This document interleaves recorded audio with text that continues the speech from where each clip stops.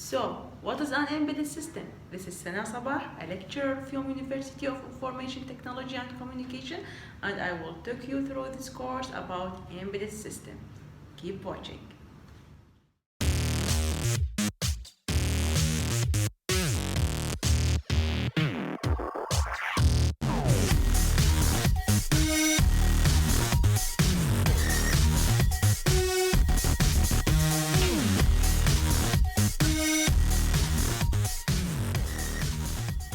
We were gonna talking about the concept today of an embedded system.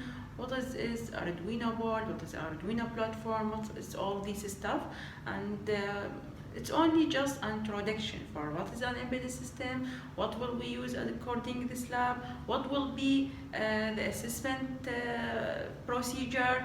All this we will introduce you with this first lecture on embedded systems. I want to mention that this course is dedicated to the course grade college engineering student.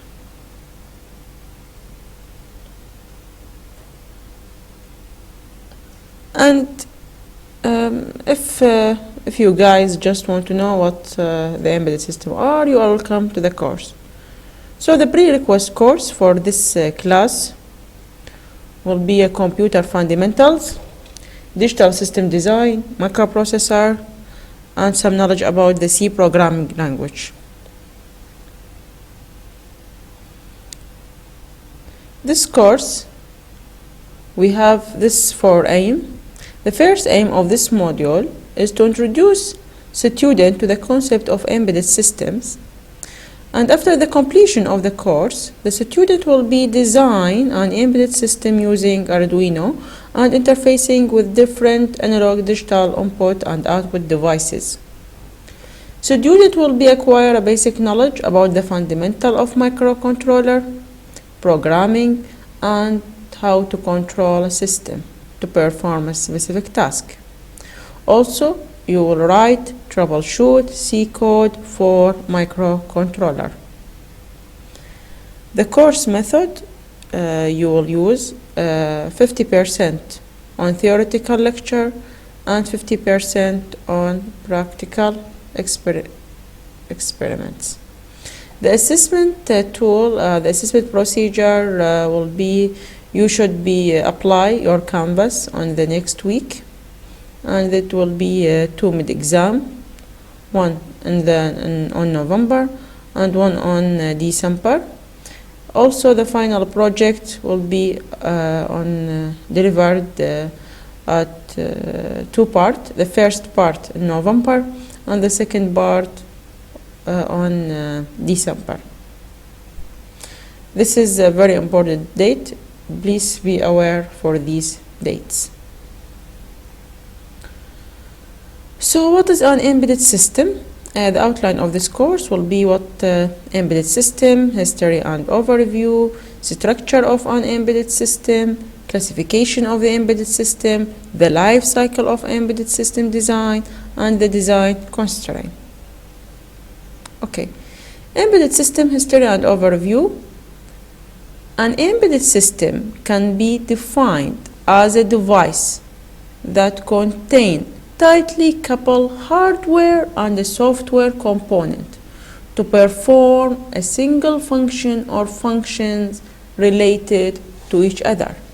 So, the embedded system is a hardware and software work together to perform single function or functions related to each other. A simple definition, the embedded system is a computer-based system, do not appear to be a computer. Your microwave, for example, is a computer-based system, do not appear to be a computer. The complexity of embedded system is hidden from the user. Embedded system can be used to control many devices such as airplane, medical care, automobile, car, washing machine, and the list goes on and on. They interact with user with a very simple interface. Okay, you have to know what is the difference between a general purpose device like a PC and between the specific purpose device which is embedded system. So what is the difference between general purpose device? A PC, your computer, is a general purpose device. What is the difference between your PC and embedded system? An embedded system can be defined as a system that performs one or more dedicated tasks, usually with a real-time constraint. It is a digital controller that is embedded as a part of a system, which also include other hardware and mechanical elements. For example, a modern dishwasher contains an embedded control system. It only performs one function. It only wash the dishes, and any other task is related to this function. On the other hand, a general purpose computer, such as your PC, is designed to meet many user needs. While the control system in the dishwasher does one task, only wash the dishes, while PC can maybe do word processing, browsing the web, balance your checkbook, and so on, maybe for video game. So embedded systems are controlled by one or more digital processor, microcontroller. The key feature of embedded system is dedicated to a specific task. So what is the difference between general purpose computer and embedded system? General purpose computer, like your PC, can do many tasks different to each other, while embedded system dedicated only for one task or many related tasks. Okay. Birth and evolution of modern embedded system. The development first of microprocessor at 1970. The design team working on Texas Instruments and Intel and US Navy, all development and implementation of the first computer back in the 70s. Then microprocessor evolved from 4-bit to 8-bit. By the end of the 70s, the design was dominated by 8-bit CPU.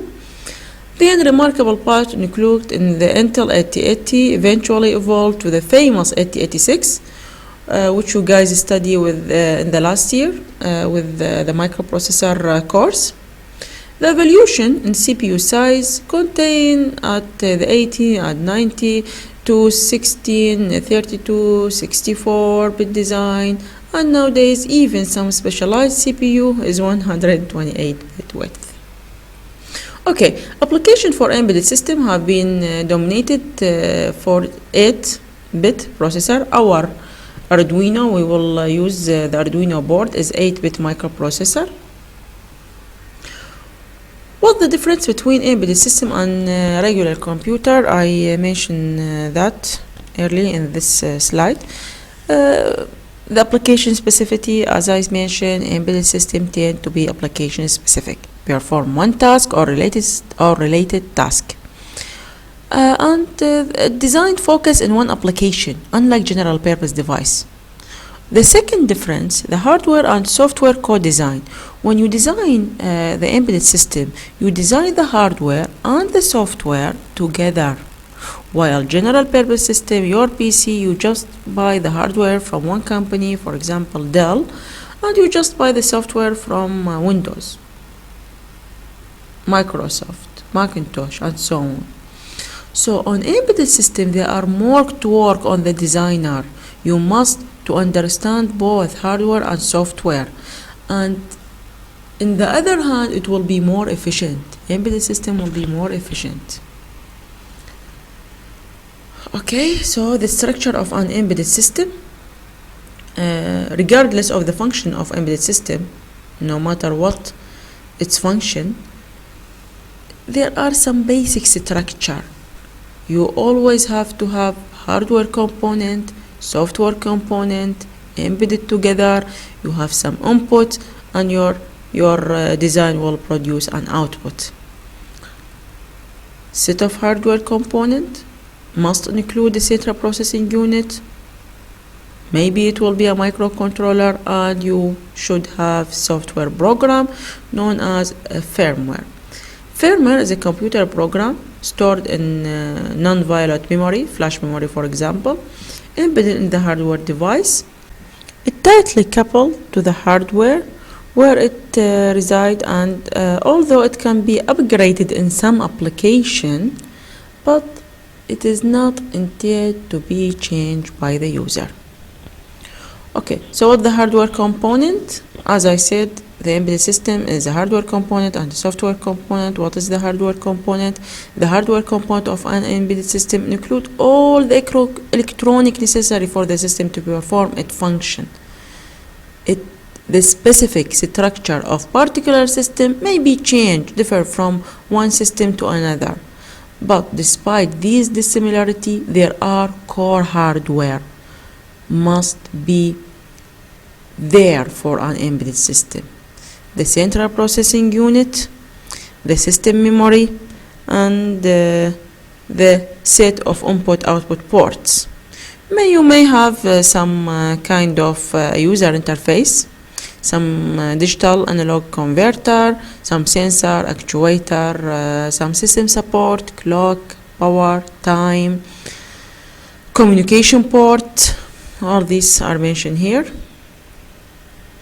This is the hardware component. What about the software component? The software component of embedded system include all the program necessary to give the functionality to the system. There are two kinds of program of embedded system. The first one is the firmware, the program that is stored in some non-volatile memory. The user cannot change it. Okay, and the other type is the application, the program the user write to do the main function of embedded system.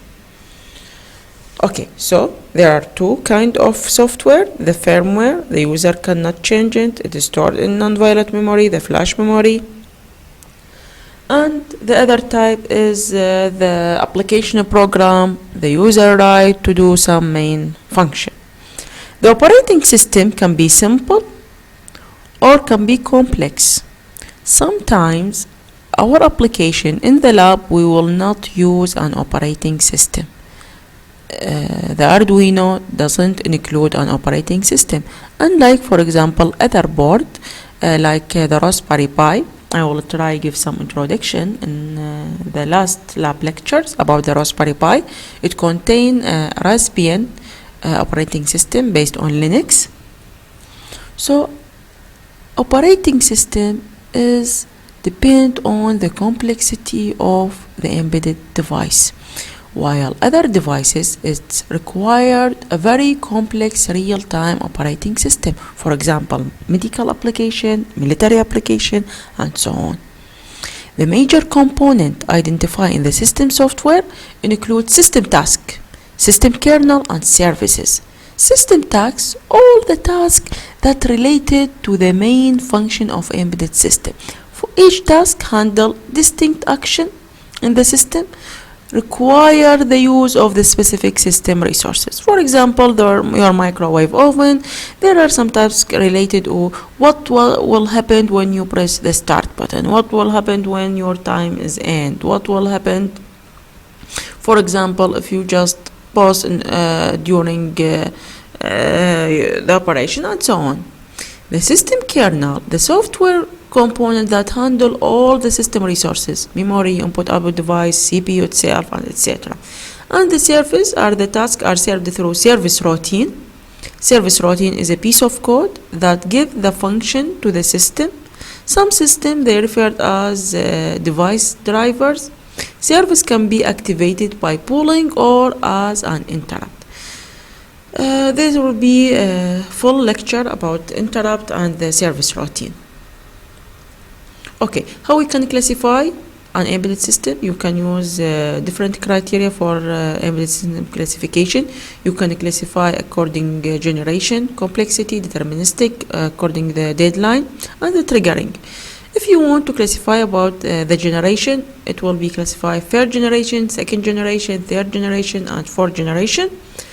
In this class, we will classify it according to the complexity, small, medium, large, or you could classify according to its time, the deadline, or event. What I mean by this deterministic behavior, the deadline. So, real-time operation, there are operation has to be done with the deadline. The embedded system, this is an E, I just made a mistake. The embedded system can be classified into hard and soft. Hard, we cannot miss the deadline. If this device must have to do this job with this date, we cannot miss that deadline. The work has to be completed with the deadline. While the soft, the work can be missed the deadline. This is what we mean by hard and the soft. Okay, with a modern classification of embedded system, we will classify according to the complexity, to the size, three defining category that we can use to classify embedded system: small embedded system, distributed embedded system, and high performance embedded system. Small embedded system, this class is typically centered around single microcontroller. You guys will do a simple embedded system. During this class, your project will be a small embedded system. All experiment of the lab will be small embedded system. We only use single microcontroller chip that command the whole application. You will use some sensor, some actuator, analog or digital, and you will not be an operating system. Just a small simple program you will be uploaded to your microcontroller. Sometimes on small embedded system you may require real-time operating system. Sometimes it's not. An example of small embedded system: microwave oven, toaster, and the children toy controller. The distributed embedded system will be more complex. The robustness is not critical, but it's required, and some system diagnosis. They will do multiple tasks, maybe use of real-time operating system. For example, video processor, video game controller, data logger, and network processor. For example, router could be a distributed embedded system. And the last class will be the high performance embedded system. Very high specialized embedded system require fast computation, robustness, fault tolerance, high maintainability. These systems usually require dedicated application specific circuit. They will include digital signal processing, FPGA, as a part of the basic hardware. This will use on military and flight controller, missile guidance system, navigation system. It will use real-time operating system. So classify embedded system: small, distributed, high performance.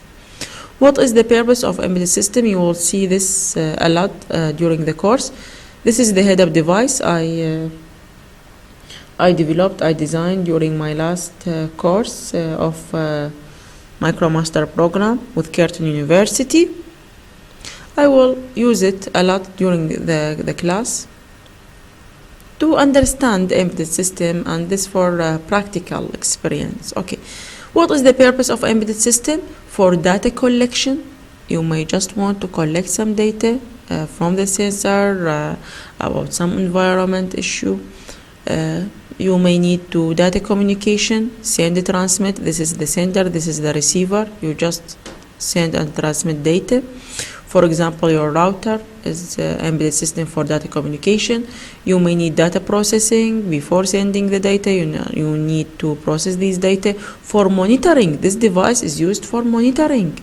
For control, maybe you want, when something happens, you want to control some motor. When you push the button, you may want to activate some things. Okay, and application specific user interface. What is the life cycle of embedded system? There are 5 stages: birth, design, growth, maturity, and decline. You guys, you will work only with these 2 stages. You will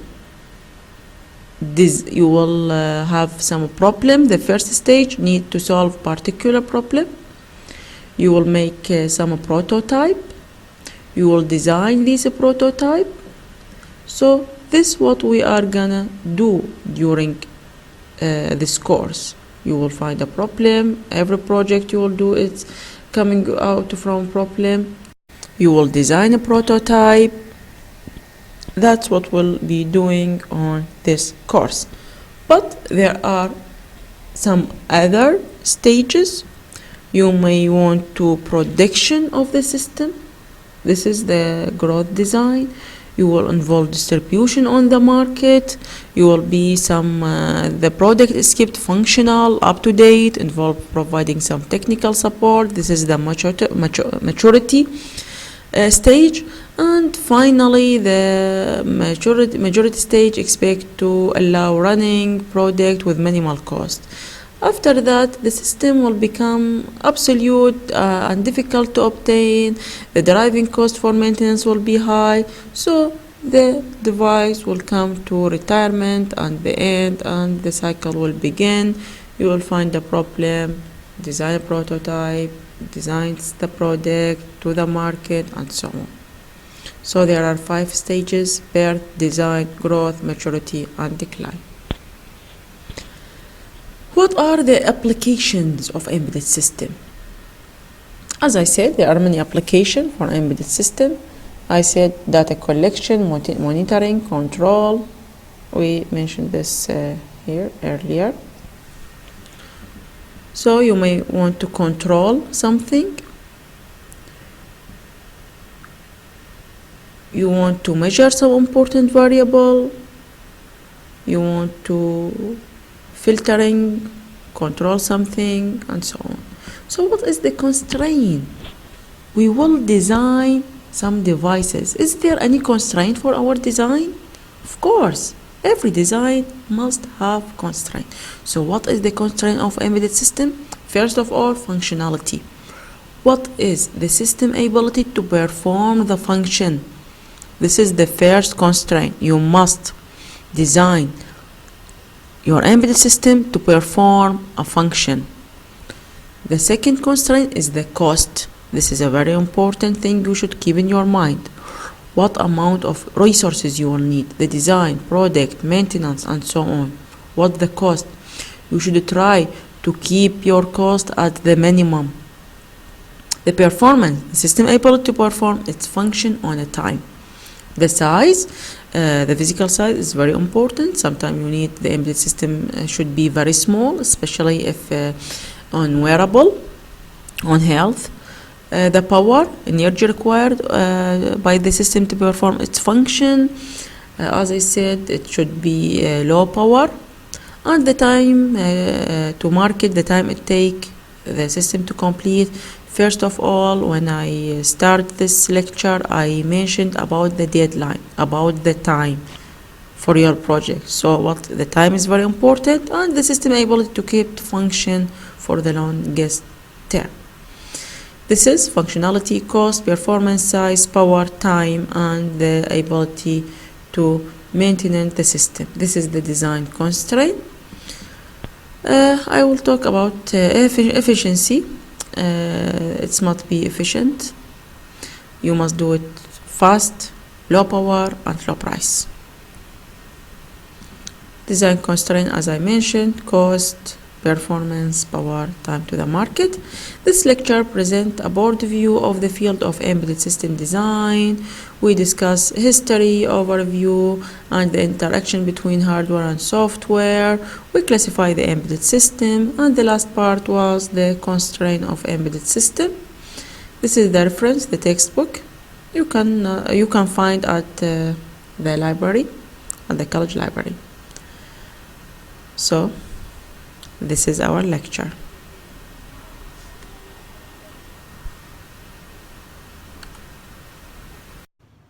Please, if you find this video is helpful, like the video, and any question you can write it down in the comment. Thank you. See you in the next lecture.